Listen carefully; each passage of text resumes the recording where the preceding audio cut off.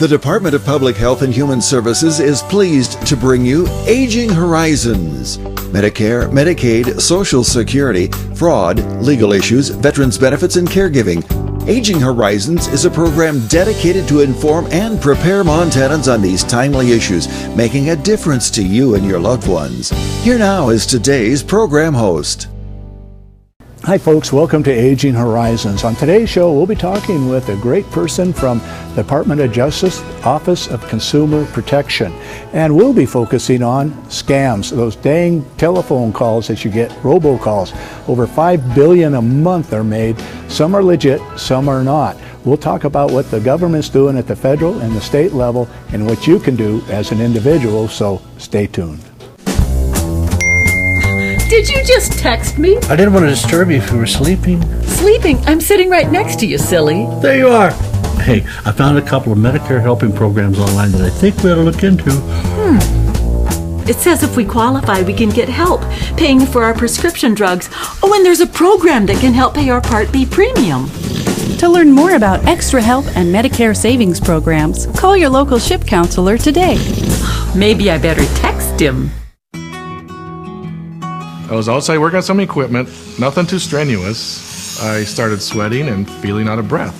When he felt pressure in his chest and aching in his arms, I knew we had to call 911. First responders were there before we knew it. 38 minutes later, the doctors had restored the blood flow to my heart. Now we know dialing 911 saved his life. Your life is on the line. This message sponsored by Mission Lifeline Montana. Elder abuse is a growing problem, and it's happening right here in our Montana communities. At least 1 in 10 older adults are victims of physical or emotional abuse, financial exploitation, or neglect. To get help or report elder abuse, call your local area agency on aging or Adult Protective Services at 1-844-277-9300. Sometimes the difference between having the life-saving medications you need and going without is the premium on your Medicare drug insurance. If you are a Montana resident enrolled in the Medicare prescription drug program, you may be eligible to receive help with your premiums, even if you own your home or other assets or think you may have too much income. Call or visit the Big Sky RX website today to find out if you qualify. There you go, ma'am. See you next month. Thank you. Hi folks, welcome to Aging Horizons, which is brought to you by the Department of Public Health and Human Services. I'm your host, Brian Lamore. As I mentioned earlier, we're going to be talking about robocalls and how the government is actually helping you with them. Joining us today is Marcus Myers. You're with Office of Consumer Protection, and we're talking about robocalls. And everybody's probably gotten them, but could you define what they are for us? So a robocall is a call that comes into the individual, and typically what's happening is that it's a robotic call that comes into you, and then once you pick up, you have the option to speak to a live representative, or after listening to a pre-recorded message, it will then pinpoint you to a live representative to discuss what they're what the point of the scam is, whether it's an IRS scam or a Social Security scam or a grandparent scam. Yeah, there's so many there. Yeah. But now, you mentioned off camera that all of the robocalls may not be scams. So, you don't want to really shut out the ones that you want to get, right? Right. There are legitimate robocalls, like whether it may be Dish Network that uses the service for the robocall, or it may be an insurance company that has an offer for you. So there are legitimate calls that do come through the robocall service, but we want people to be aware of the ones that are trying to scam you and to take your money from you. Yeah, and how many calls a month do they get? So there's nationwide, it's 5 billion robocalls are made, and over half of those are scam related. And we've seen that trickle down through Montana. For the last 3 years, the increase of scam reports, we have seen an increase over about 1,000 each year for that increase. So we know that it is happening, and not all the calls that people receive are reported to our office. Yeah, some are embarrassed to do that. Well, so we're talking robocalls, and what should an individual do to identify maybe a scam one versus a legit? Well, I would say ask the questions. If somebody's trying to get access to your personal information over the phone and it's a cold call, or they're asking you for money to be paid for, whether they're saying that there's an arrest warrant issued in your name or that you've won the lottery and they want you to pay with prepaid debit cards or with gift cards, those are going to be scam based. A legitimate call is not going to ask you for your personal identifying information or ask you to make a payment over the phone. Well, how about asking for their telephone number so you can call them back? Is that a good way to identify them because they don't want you calling back? Yeah, you can ask for the phone number, but a lot of these robocalls and the scams are using VoIP services or a spoofing service to make these calls, so it doesn't always link back to them. But if you ask them for a company name, you can Google them and find an appropriate number to call them back if they're a legitimate business. That's a great idea. I know when this first started out, someone would call me and say, "You called me?" And I go, "No, I didn't. They were using my number to do the scams and they missed the call, but the number showed up." So how do they do that? How do they wind up on my telephone number going to scam someone else? So they're using an internet program to be able to do that, or a computer program to do that. And when they can enter your phone number in as the number that's making the call, and then they'll dial a number to receive the call. So they can use that service to spoof their phone number. And when that happens, you have two people that are affected, or two parties that are affected by that scam: the individual that's being scammed and the person that their phone number is being used. Yeah. So how is the government approaching this? I mean, you mentioned 5 billion calls a month. How's our representatives representing us? So they're working towards legislation to be put in place. The FCC is putting the shake and not stirred technology, which is going to be used for the phone providers, and the telephone companies, and what it will be able to do is to determine if it's a legitimate call or a robocall being made, a scam robocall being made. And so hopefully that will cut down on it, but we're really trying to, at the state level, make sure that Montana citizens are educated and make sure that they're not giving out personal information or making payments to scammers. Yeah, right. So when someone thinks they've been scammed and they call you, do you have a chance to recover money? It depends on how long that's gone, what the time frame is from when they received the call and when they sent the money. If they're sending money in the mail, it needs to be right away that they contact us, and we can make contact with the postal inspector and hopefully stop that. If it's a prepaid card, almost 100% of the time you won't be able to recover that money. So our focus is to make sure that people realize that before they send the money. Right, because it gets pretty complicated and it's hard to track those people down. They're mostly out of country, aren't they? Typically there's an out of country element to it, but there are people within the United States that are sometimes collecting the money for these, with the drop boxes. Money's being sent to their address and then they're sending it overseas. So there can be a component of people in the United States working for overseas companies. Boy, so it sounds like they're pretty slick. They got technology. They know how to talk to you. They're pretty well prepared to convince you to send them money. Yes. Yeah. And is there training centers to do that, or you're not aware of those? You'd like to shut them down? I'm not exactly sure how they're training their employees to do that, but that brings up a good point that they'll go into facilities where maybe it's Dish Network that's outsourced those calls, and then in the evening they hire scammers to make multiple calls to individuals in the United States. So. Okay, well that's fascinating, and there's still a lot more to go on. We have 2 more segments, and we'll be talking more about how you can be prepared to save your money, not to be scammed. Maybe your parents, grandparents are getting those calls and they want to talk to them. That's not too good. So we'll be talking a lot more how to protect yourself, how to protect your community, and how government is working to address those issues. So stay tuned.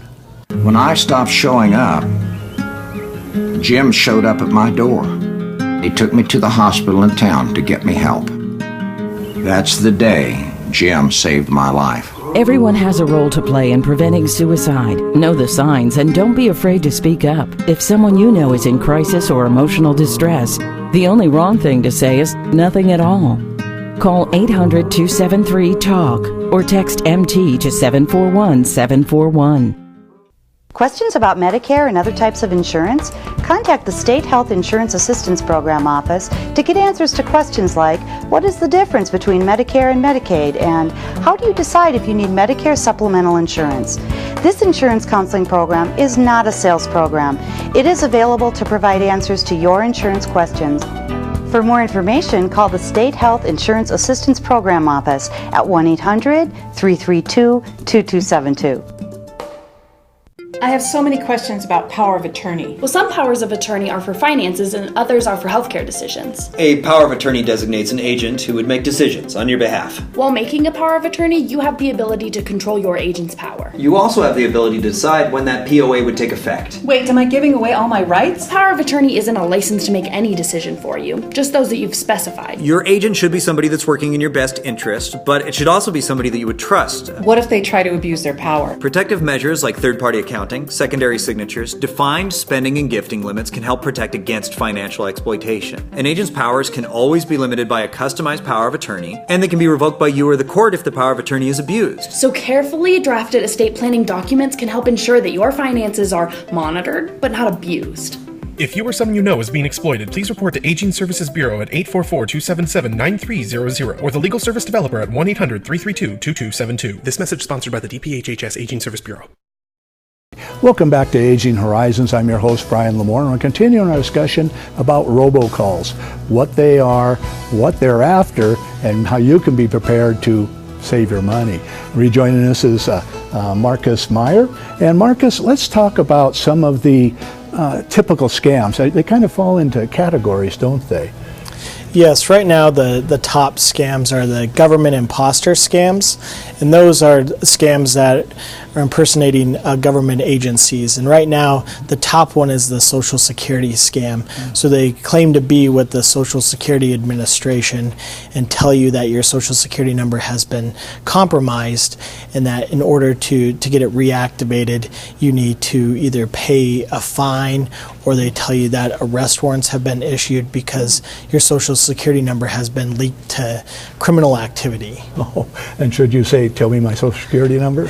Number of Social Security? Yeah, typically they don't even ask for the Social Security number. The main purpose of the scam is to get money from you. So they're not always asking you to verify your Social Security number as much as they're wanting you to make a payment. So they tell you in order to avoid the arrest warrant or to avoid it from being your Social Security number from being frozen, you need to make a payment to them, and they want that payment to be made through a gift card or through a prepaid debit card. Oh yeah, so it seems like a common thread through all those is fear. A person's frightened of the IRS, the Social Security, being arrested, and they play on the fears. Absolutely, yeah. Most scams, they're going to have an emotion-based component to it. So it either is going to be a fear-based scam or an excitement-based or a romance-based scam, but they're going to play off a human emotion, and that's one of the key components to all scams.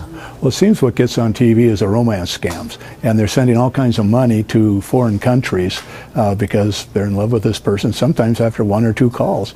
That kind of seems to me like people wouldn't do that, but they do. They do, and that's one of the scariest scams out there, because that's a scam where they create this relationship with the individual and create this a band of trust with the victim, and so they can take advantage of them for multiple months to years to decades, where these individuals are sending off money to these scammers. So it's not typically like a one and done where you send $100 and then they leave you alone. They may try to get your entire life savings from you through that romance scam. Yeah, they keep bumping it up. Well, we're talking about different categories of scams, and census is coming up pretty soon. And in 10 years ago, there was some scams. Do you anticipate some around the census? Yeah, most likely that will happen. Anytime there's a national tragedy or something happening nationally for the government, you're going to see some sort of scam based around that. So you want to make sure that you're dealing with the census. So before giving out your Social Security number or your Medicaid number, that you verify that who you're speaking to is with the census. And government agencies, again, they're not going to ask for that information to be verified over the phone. Yeah, right. So, but census people could be calling you to get certain information, but they'll never ask for money, right? Right. Yeah, you want to verify that it is who they say they are, and they're not going to ask you to make a payment with a gift card or a prepaid debit card. Or your Social Security number or your Medicare number, yeah. which is so valuable. Now, we're talking scams. Are there I remember when there are disasters that you have roofing scams, when contractors come in after a disaster. Can you tell us more about those? Yeah, right now, actually, with the hail storms that have happened in eastern Montana, that's a big component that we're dealing with, is the drive-by pavers, the drive-by roofers, and the drive-by contractors that are doing the siding and repair for those disasters. So you want to make sure that you're dealing with a legitimate contractor and you're getting bids and you have a written contract for that bid or for that job, and make sure that it's a legitimate company. Yeah, well, I was thinking if anybody wanted to do that to me, I'd pay the building supplier rather than give him the money to buy the shingles. And that's a good point, that you know kind of how much your project's going to cost and how much the materials are, because if you know what the cost of the materials are, then you know kind of what that should entail for the cost of the project. And if you make those payments to them, that you have a payment schedule for those contractors as well. And a signed contract in their real name. Absolutely, yeah. And that you know when the work's going to be done. So you have a start date and a finish date for the project. Oh, yeah. Well, imagine when you're having these hurricanes and there's just complete disasters and all kinds of people have to come into town to help, and some are legit. But I imagine the first place to look for a roofer is in your phone book. Or Google. Yeah, you could look on Google. One of the best ways to find out if there's a legitimate contractor is to contact us. So if you get the names of the contractors, contact the Office of Consumer Protection and see if we have any complaints listed against them. You can also contact the Department of Labor and make sure that they're licensed and bonded, and contact the Secretary of State's office to make sure that they have a business license. So if you start to check all the boxes, you can verify that you're dealing with a legitimate contractor. That's a real good idea. I've never heard that before. Yeah. Really good. But now you'll take complaints too, right? On pretty broad if it's consumer protection. Yes, especially for contractors. So if somebody has an issue with a contractor where the work wasn't completed, or they felt they were overcharged, or they're not honoring a warranty, a consumer can contact our office and we will take the complaint. We don't represent individuals, but we represent the state as a whole. So we provide informal mediation on a case-by-case issue. So you're aware of the scams that are going on, some of them, but I mean, you can verify an individual that's not a scammer. Maybe a local person that will work out well, but if the people call in and tell you their names, and if they were scammed, you keep a list. Absolutely. So you can get that information and know what you want to do. Yes. That's great. Well, we got a lot more information in our next segment. I find this stuff fascinating. I'm learning lots, and I think you will too. Stay tuned. No one likes to have to ask for help. It's a courageous act. Sarah Solomon, Energy Share Coordinator. Our clients work hard, sometimes at 2 or even 3 jobs, but still struggle to keep the heat on. They're doing everything they can. They're proud and they don't give up. I feel inspired and honored to work together with these Montana families. To donate, call 888-779-7589 or go to EnergyShareMT.com. EnergyShare, you can help your neighbor stay warm. If the Aging Network in Montana was a restaurant, the sign out front would say, over 50 million meals served over the last 30 years. Since adequate nutrition is critical to health and quality of life, nutrition services are an important factor in keeping older Montanans healthy, independent, and living in their community and home. To find out more about senior nutrition programs in your area, call 1-800-551-3191. Here in Montana, we love our outdoor activities. Unfortunately, few of them are risk-free. Indeed, Montana is second in the nation per capita in head injuries that can destroy the lives of people we love. That's why you should insist your family always wear protective helmets. But you can do even more. When you fill out your vehicle registration this year, circle the Y and donate $1 to support traumatic brain injury prevention and education. Now that's using the old noggin. With as many as 1 in 10 Americans at risk for Alzheimer's or some other form of dementia, chances are someone you know and love will receive that diagnosis.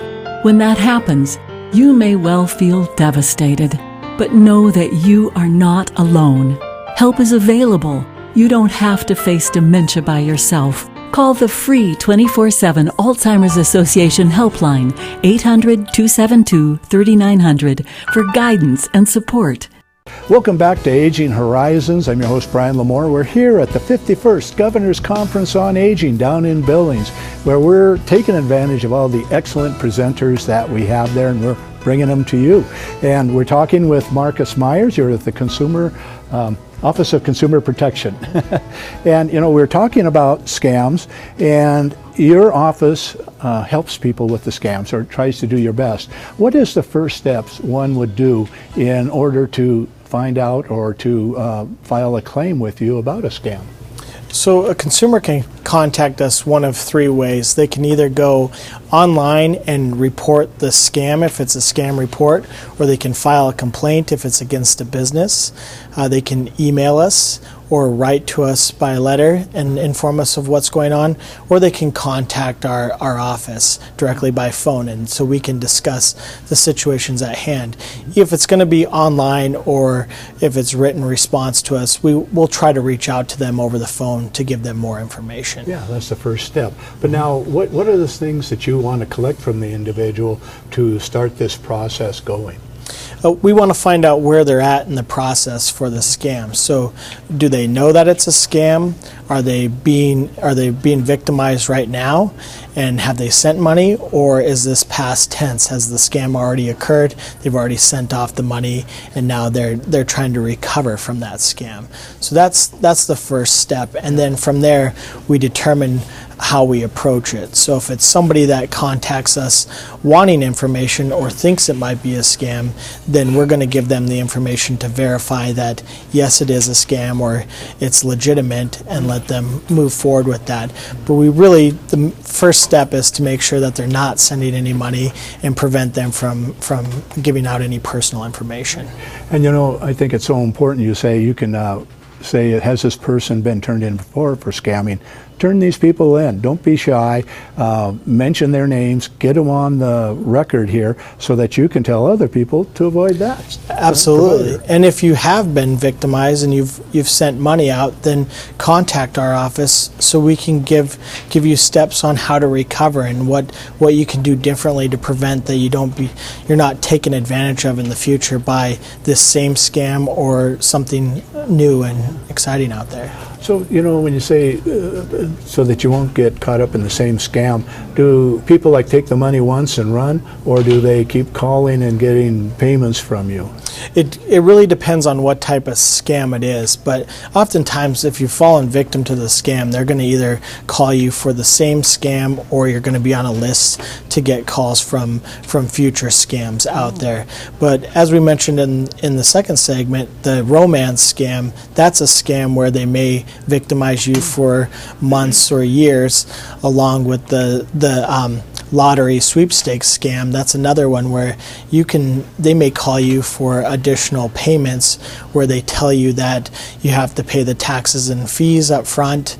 Then they may tell you your car is stuck in customs that you've won, so that they need more payments. So they'll always find a way to ask you for more money if you've sent it. Yeah. And how do you win a sweepstakes when you didn't buy the ticket? Exactly. That's kind of the main thing we want people to realize, that you have to play to win, and drawings are drawing specific. So entering into to Publishers Clearinghouse 10 years ago doesn't make you eligible for the drawing today. There isn't one. Yeah. And I'm thinking that, I know I've gotten some of those calls, and instead of hanging up, I waste their time. And there's a few times I can yell and swear at someone. But the time is what's valuable to that person that's calling. If you hang up immediately, there's another call.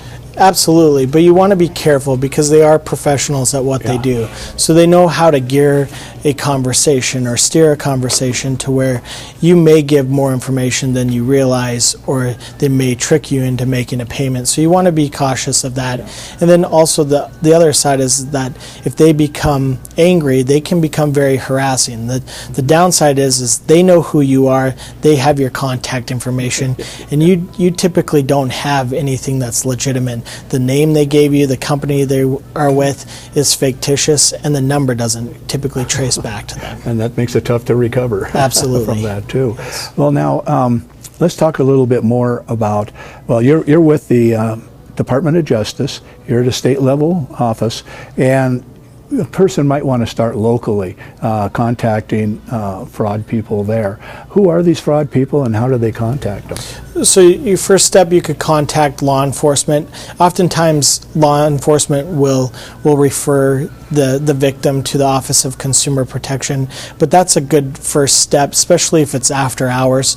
We're only open from 8 to 5 Monday through Friday, and as we all know, scammers don't follow a 40-hour work week. So that's a good first step. And then at the local level, just your counseling on aging services is a good step, because there's somebody typically in your local community that you can speak to or you can report that to.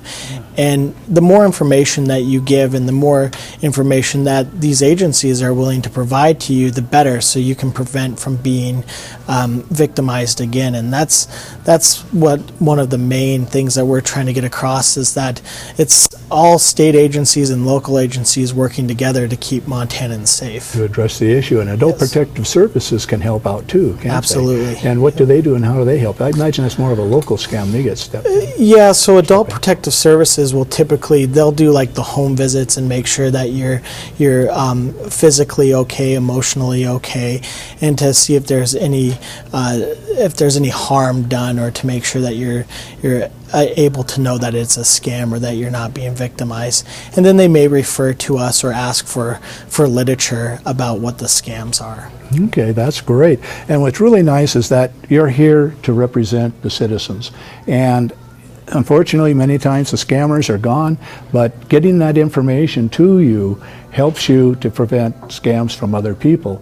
And they're working at a federal level and a state level to stop those robocalls, those annoying ones. 5 million a month are made in the nation. So you'll probably get one. I think they said half your calls are robocalls. For Aging Horizons, I'm Brian Lamore. Thank you for joining us.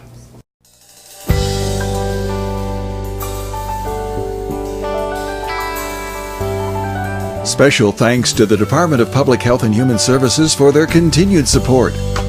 Hosts on Aging Horizons are program specialists at the Montana Office on Aging. Production facilities provided by Video Express Productions. For more information about Aging Horizons, call the Department of Public Health and Human Services toll-free at 800-332-2272.